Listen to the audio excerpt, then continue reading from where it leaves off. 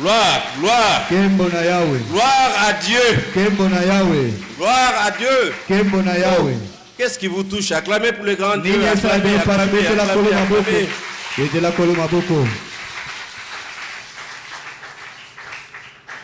Le centre évangélique de Badara est frappé plein fouet au cœur.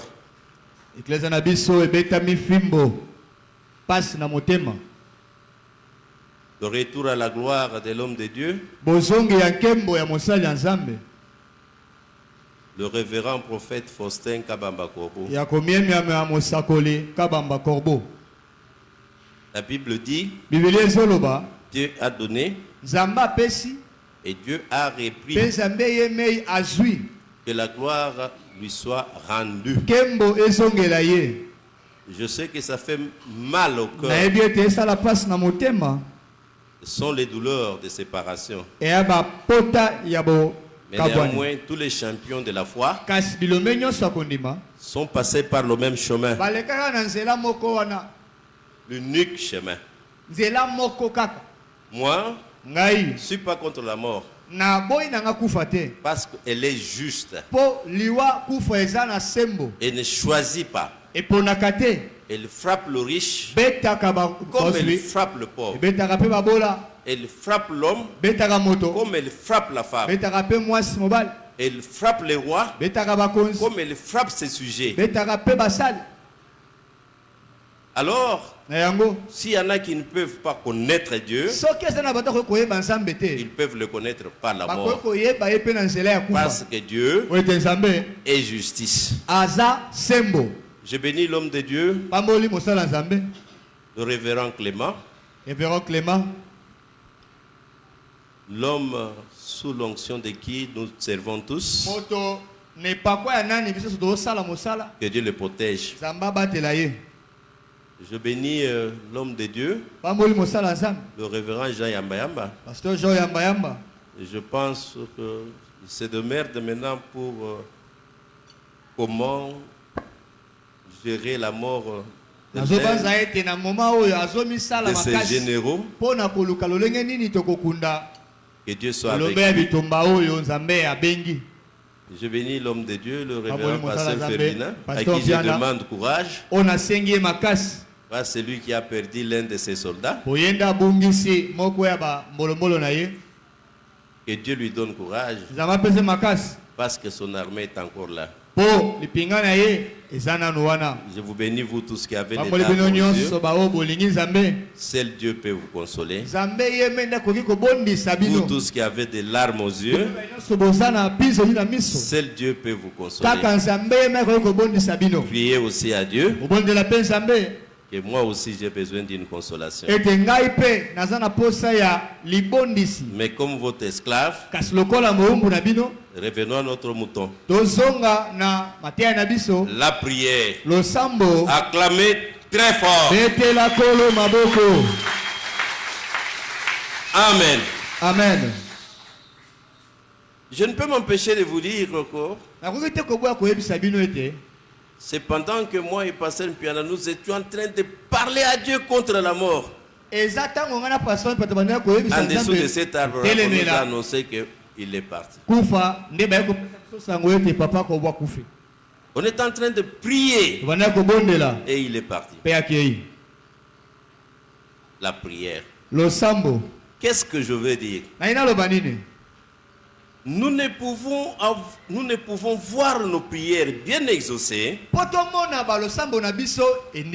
si nous comprenons que et la prière et l'exaucement à la prière sont inclus dans le plan divin.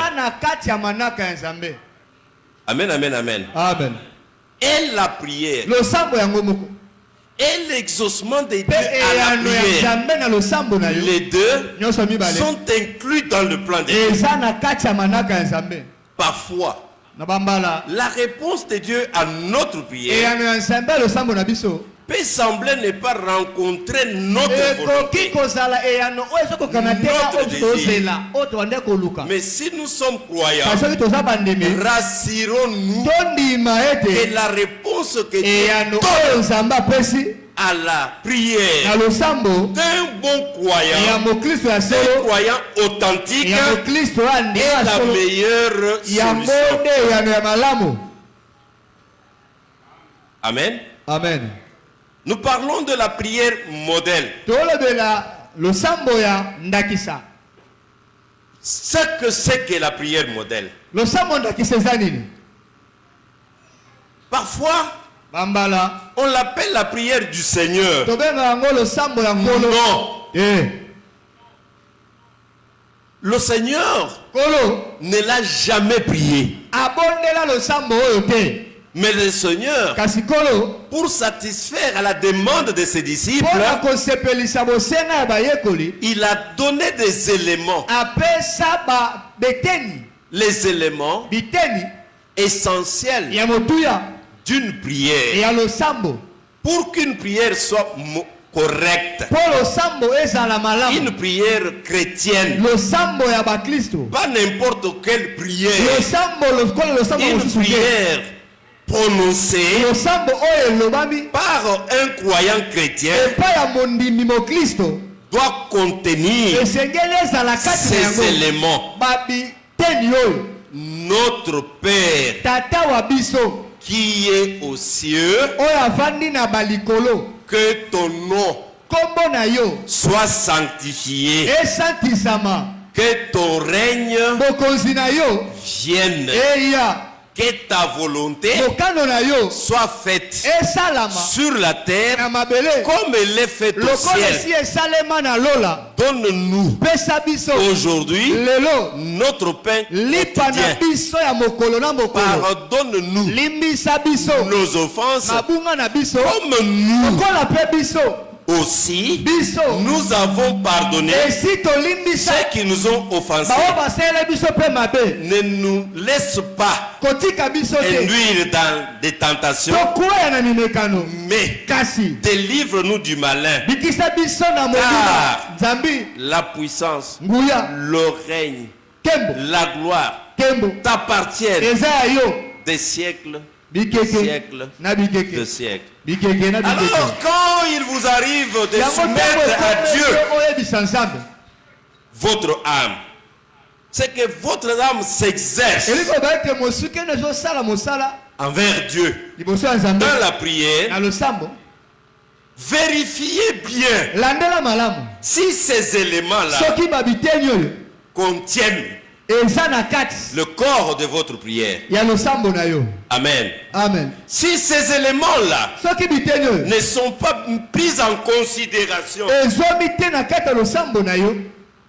dans le corps, on peut même dire la matrice de votre prière, attention, cette prière n'est pas sur la voie. Alors comme Dieu, bien que souverain, mais il est fidèle à sa parole, il est très difficile qu'il reçoive la prière. Il est difficile aussi qu'il l'exauce. C'est la raison pour laquelle la plupart de nos prières échouent. Amen. Amen. Alors qu'est-ce que le Saint-Esprit a mis à moi? C'est d'éclairer le peuple de Dieu. Le peuple qui a confiance en Dieu. Le peuple qui est fidèle à Dieu. Le peuple qui voudra partager ses soucis avec le grand Dieu. Qu'ils comprennent qu'il y a une tracée. Acclamez pour le grand Dieu. La semaine passée, nous avons parlé de Dieu comme Père. C'est que nous voulons dialoguer avec une personne. Parce que Dieu est personnel. Il écoute, il voit, il entend, il parle, il a des sentiments, il a même des émotions. Parce que Dieu se réjouit. Dieu se met en colère. Amen, amen, amen, amen. C'est très important. Alors quand nous voulons lui parler, ne nous limitons pas à certaines formules. Comme par exemple quand nous étions enfants, chez les catholiques, je peux même réciter même maintenant. On avait une prière pour le matin, même chez les protestants, une prière pour le soir, une prière avant de manger, une prière quand je reçois, et ainsi de suite. Amen. Mais parfois, les conditions qui sont miennes, les soirs quand je vais dormir, ne peuvent pas être les miennes, les mêmes avec les conditions des autres. Mais et moi et les autres, nous répétons les mêmes paroles.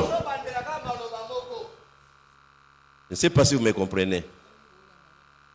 Les conditions qui sont miennes, quand je me réveille le matin, ne peuvent pas être les mêmes conditions avec tout le monde. Mais nous répétons les mêmes paroles, les mêmes gestes avec tout le monde. Non, c'est irréfléchi. Il est personnel. Nous qui lui adressons les prières, nous sommes personnels. C'est que chaque homme est un individu. Chaque homme est une entité. Et chaque prière est spécifique. Dans quelles conditions? Quel est mon véritable besoin? À quel degré il me presse? Alors le Saint-Esprit nous prête les paroles. Si Dieu nous fait grâce, nous arrivons à prier en esprit, nous en parlerons. Alors quand nous voulons lui adresser, comprenons tout d'abord, nous sommes ses enfants. Nous sommes pressés par un besoin réel. Maintenant nous voulons nous adresser à celui qui est Père. Et peut-être vous n'avez pas eu la chance d'avoir un père responsable. Mais peut-être vous avez déjà entendu parler d'un père responsable. Alors celui-là, le père le plus responsable. Peut-être vous n'avez pas eu la chance d'avoir un père qui a l'autorité. Mais celui qui est au ciel, c'est le Père qui a de plus d'autorité, plus de puissance, plus de justice, plus de justice,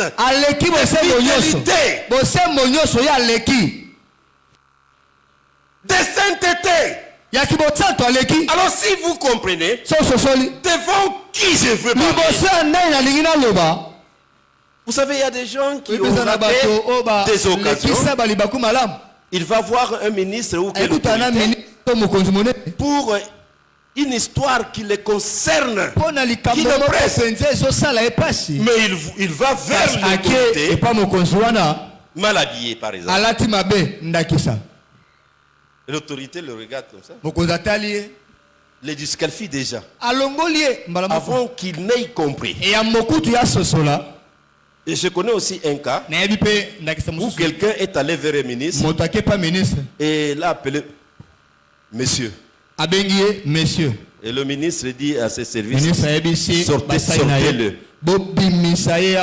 Sans même écouter pourquoi. Parce que le ministre voulait qu'il dise son excellence. C'est ce que la Bible dit. Notre Père. Maintenant, ce père n'est pas n'importe où. Bien qu'il ait esprit omniprésent, mais quand même, il a un trône, une demeure. La Bible dit qu'il est au ciel. Pour bien expliquer, la Bible dit qu'il est aux cieux. Cela veut dire la sommité de l'élévation. Au-dessus de tous les trônes, toutes les dominations, toutes les autorités. Je ne sais pas si vous comprenez ça. Amen, amen, amen. Amen. Amen, amen. Amen. Alors quand on comprend qu'il est Père, qu'il est aux cieux, la Bible recommande à celui qui prie de sanctifier son nom. C'est pour faire la différence entre Jéhovah Dieu, Yehoshua Hamasia, avec d'autres dieux. Quand je parlais du premier et du deuxième commandement,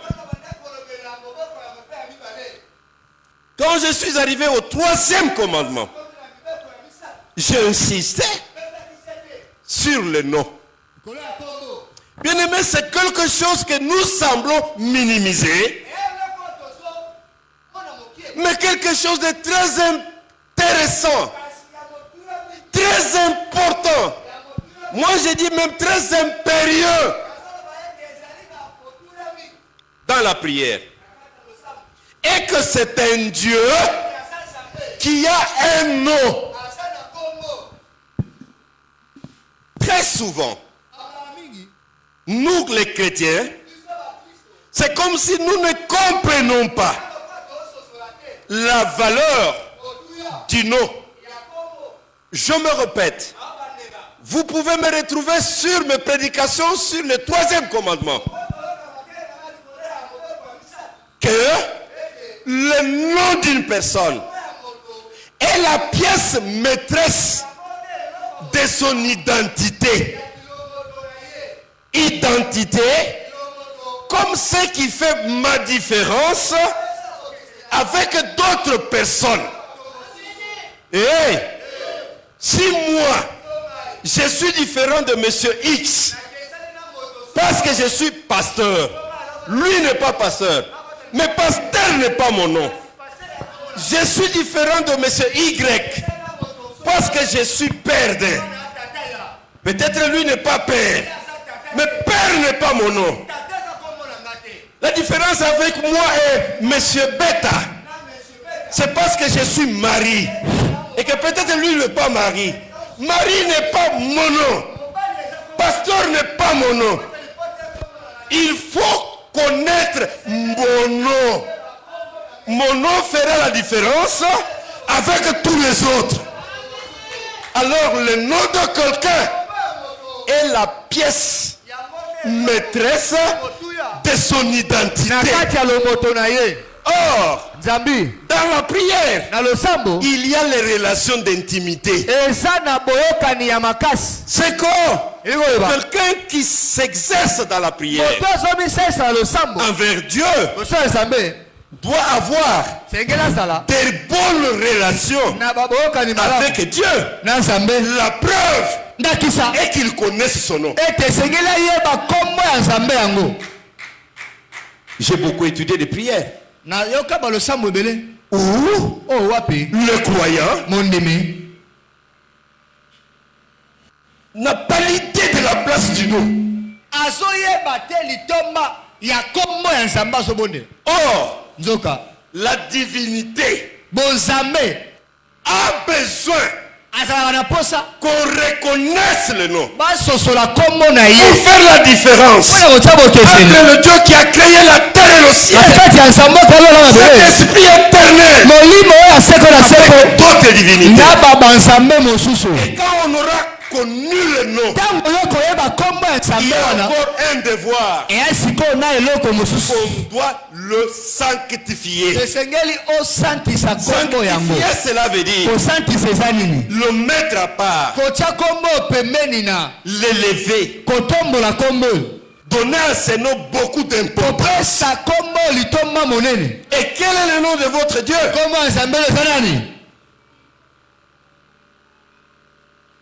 Quand j'étais encore chantre, on chantait. Weba nzambi djendangani. Kombo ya nzambe na yo nani? Mufwana bantwanyi, akokana na batoto, akokana na biloko. Ni wanzambi yepo wa mugalenga. Yanga nzambe mokozi. Akokana na batute prokana biloko. Nzambi wanyi yepo wa muina kulu. Kafwanyi bintu. Akokana na motote pe na biloko te. Alors quand vous priez, même si vous priez sincèrement, mais vous vous faites l'idée de ce Dieu-là. Si vous vous faites l'idée d'un Dieu qui est comme un homme, qui est comme je ne sais quoi, c'est déjà raté. Il faut que vous vous fassiez l'idée de cet esprit éternel, créateur, puissant, juste, riche, la sommité.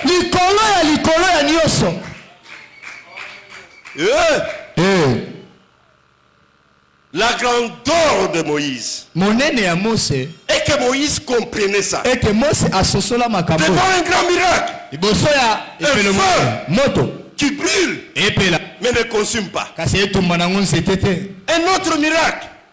Un bâton se transforme en serpent. Un miracle où l'arbre lui parle. Devant tous ces miracles-là, ça ne bouge pas. Quel est ton nom? Moïse comprenait. Les miracles, oui. Mais quel est le nom de cet esprit qui opère ces miracles? Il lui dit que peut-être moi, ce que je vois, ce que je vis, peut me séduire. Mais ton peuple, vers qui tu m'envoies, quel est le nom? Dieu obligé. Dieu obligé de lui confier le nom. Et quel nom? Moïse. Ce n'est pas seulement à toi que j'annonce ce nom, que je révèle ce nom. Ton père Abraham connaît ça. Ton père Isaac connaît ça. Ton père Jacob connaît ça. Quel est ce nom-là? Y. H. V. H. Yehoshua. Le Seigneur Jésus Christ. C'est le nom du seul et unique Dieu qui a créé le ciel et la terre. Et ce nom-là, nous devons mettre à part. Cela veut dire toutes les fois que nous serons dans le besoin de le citer, citons ce nom-là avec tout respect. À des moments en Israël, on avait même interdit de le citer. C'était pour prévenir qu'on le cite sans le sanctifier. On a tenté de le remplacer par Adonai. Mais ce n'était pas nécessaire. On peut toujours le citer, mais dans le sanctifier. Ce n'est pas pour défendre un mensonge. Oh, Seigneur Jésus. vous tentez d'éprouver un mal. Oh Seigneur Jésus. Oh Kolo Yesu. Alléluia. Amen. Que ton nom soit sanctifié. Et sanctisama. Ne soit cité. Etanga makaka. Que là où il y a nécessité. Et pas wapi. Ezo senga makaka. Alléluia. Amen. Alléluia. Amen. Ce n'est pas un nom à brader. Et à commoter aux os à la pause et le qu'on a cimaté. Ce n'est pas un nom à trafiquer. Et à comment à conseiller la pause à mon côté. C'est un nom quand vous l'invoquez. Et comment ceux qui ont bien dit. Quelque chose se fait. Et l'homme m'a salémi. Le seul nom qui chasse les démons. Oh, ils sont bien la démon.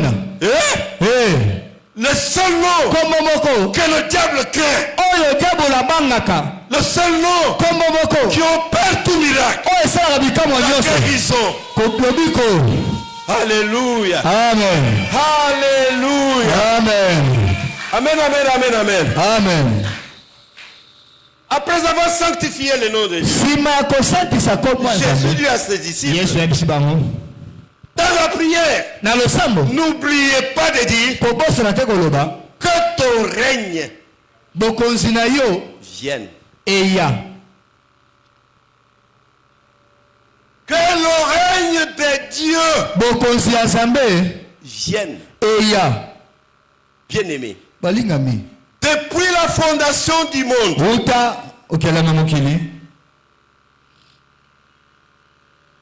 depuis la création de l'homme,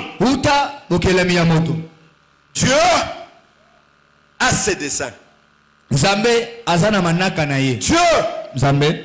un plan. Depuis l'éternité, il a ses desseins. Ce sont ces dessins qui l'ont mis en mouvement.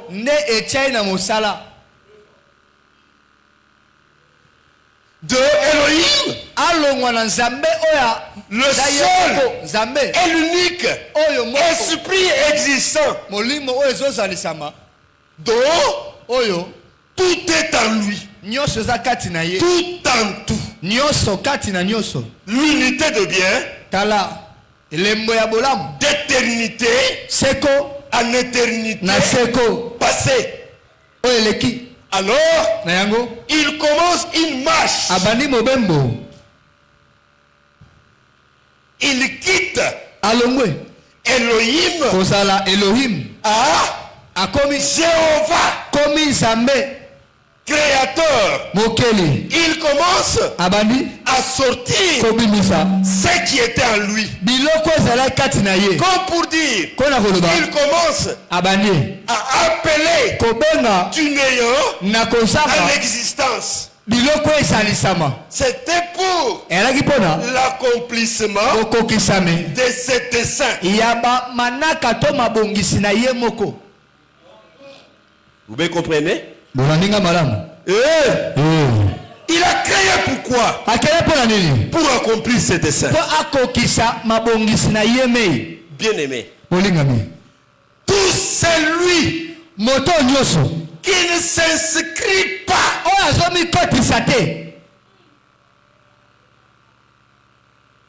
a déjà échoué. Parce que lui, Dieu, ne change pas. Il est immuable. Même si il dit ça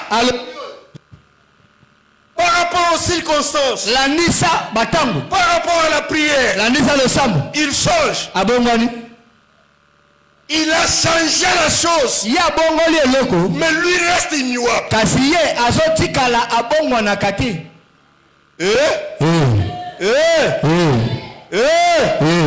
Vous direz, Moïse a prié, il a changé.